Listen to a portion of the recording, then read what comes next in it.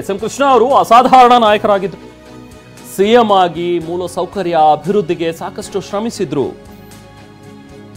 ಅನ್ನುವಂಥದ್ದನ್ನ ಟ್ವೀಟ್ ಮೂಲಕ ಪ್ರಧಾನಮಂತ್ರಿ ನರೇಂದ್ರ ಮೋದಿ ಅವರು ಈಗ ಸಂತಾಪವನ್ನು ಸೂಚಿಸಿದ್ದಾರೆ. ತಮ್ಮ ಎಕ್ಸ್ ಖಾತೆಯಲ್ಲಿ ಬರೆದಿರುವಂತಹ ಪ್ರಧಾನಮಂತ್ರಿ ನರೇಂದ್ರ ಮೋದಿ ಅವರು ಎಸ್.ಎಂ. ಕೃಷ್ಣ ಅವರ ಆತ್ಮಕ್ಕೆ ಶಾಂತಿ ಸಿಗಲಿ ಅನ್ನುವಂಥದ್ರ ಬಗ್ಗೆ ಕೋರಿದ್ದಾರೆ. ನೋಡಿ, ದೃಶ್ಯಗಳಲ್ಲಿ ನೋಡ್ತಾ ಇದ್ರಿ, ಅನಿಲ್ ಕುಂಬ್ಳೆ ಅವರು ಈಗ ಅಲ್ಲಿಗೆ ಬಂದಿರುವಂತಹ ದೃಶ್ಯಗಳು.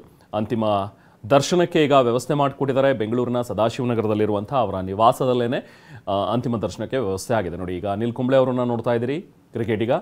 ಹೀಗೆ ಯಾವುದೇ ಒಂದು ಕ್ಷೇತ್ರ ಅನ್ನುವಂಥದ್ದಲ್ಲ, ಅದು ಸಿನಿಮಾ ರಂಗ ಆಗಿರ್ಬೋದು, ಕ್ರೀಡಾ ರಂಗ ಆಗಿರ್ಬೋದು, ರಾಜಕೀಯ ರಂಗ ಆಗಿರ್ಬೋದು, ಅಥವಾ ವೈದ್ಯಕೀಯ ಕ್ಷೇತ್ರವೇ ಆಗಿರ್ಬೋದು, ಅಥವಾ ಎಜುಕೇಷನ್ ಕ್ಷೇತ್ರವೇ ಆಗಿರ್ಬೋದು. ಸೊ ಇದೆಲ್ಲದರಲ್ಲೂ ಕೂಡ ಎಸ್.ಎಂ. ಕೃಷ್ಣ ಅವರು ಅಂತ ಹೇಳಿದ್ರೆ ಪ್ರತಿಯೊಬ್ಬರು ಕೂಡ ಆ ಒಂದು ಗೌರವದಿಂದ ನೋಡುವಂಥದ್ದು. ಹೆಚ್ಚು ಬ್ಯಾಡ್ಮಿಂಟನ್ ಪ್ರಿಯರಾಗಿದ್ರು, ಬ್ಯಾಡ್ಮಿಂಟನ್ ಆಡ್ತಾ ಇದ್ರು. ಇನ್ಫ್ಯಾಕ್ಟ್ ಇನ್ನು ನಿಮಗೆ ಉಬ್ಬಿದ ರಕ್ತನಾಳ ಅಂದ್ರೆ ವೆರಿಕೋಸ್ ವೇನ್ಸ್ ಸಮಸ್ಯೆ ಇದ್ದಲ್ಲಿ ಫ್ರೀ ಡಾಪ್ಲರ್ ಸ್ಕ್ಯಾನಿಂಗ್ಗಾಗಿ ಹಿಂದೆ ಭೇಟಿ ಕೊಡಿ ಏವಿಸ್ ಆಸ್ಪತ್ರೆಗೆ.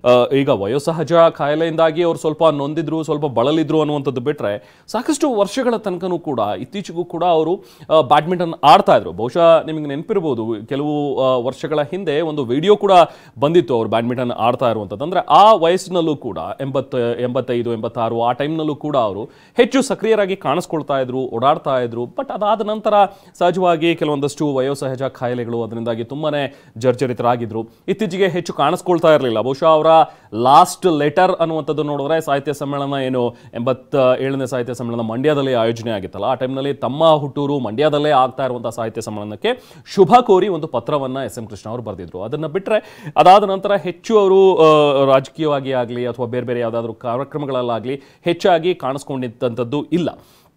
ಸೊ ಕೆಲವೊಂದು ಸತಿ ಹಾಸ್ಪಿಟಲೈಸ್ಡ್ ಆಗೋರು, ಹಾಸ್ಪಿಟಲಲ್ಲಿ ಅವರಿಗೆ ಮತ್ತೆ ಚಿಕಿತ್ಸೆ ಕೊಡಿಸೋರು, ಅದಾದ ನಂತರ ವಾಪಸ್ ಮತ್ತೆ ಮನೆಗೆ ತೆರಳುತ್ತಾ ಇದ್ರು. ಹೀಗೆ ನಡೆದೇ ಇತ್ತು ಅವರ ಒಂದು ಆರೋಗ್ಯ ಸಂಬಂಧಿ ಸ್ವಲ್ಪ ಸಮಸ್ಯೆಗಳು ಇದ್ದಿದ್ದರಿಂದಾಗಿ. ಆದರೆ ಇವತ್ತು ಮುಂಚಾನೆ ಹೆಚ್ಚು ಕಮ್ಮಿ 2:15 ಆಗಿತ್ತು ಅಂತ ಅನ್ಸುತ್ತೆ, ಆಗ ಅವರು ಇಹಲೋಕವನ್ನು ತೆಚ್ಚಿದ್ದಾರೆ. ಸೊ ಈ ಒಂದು ಸುದ್ದಿ ತಿಳಿದಂತಹ ಎಲ್ಲ ರಾಜಕಾರಣಿಗಳು ಈಗ ಅವರ ನಿವಾಸದತ್ತ ದೌಡಾಯಿಸ್ತಾ ಇದ್ದಾರೆ.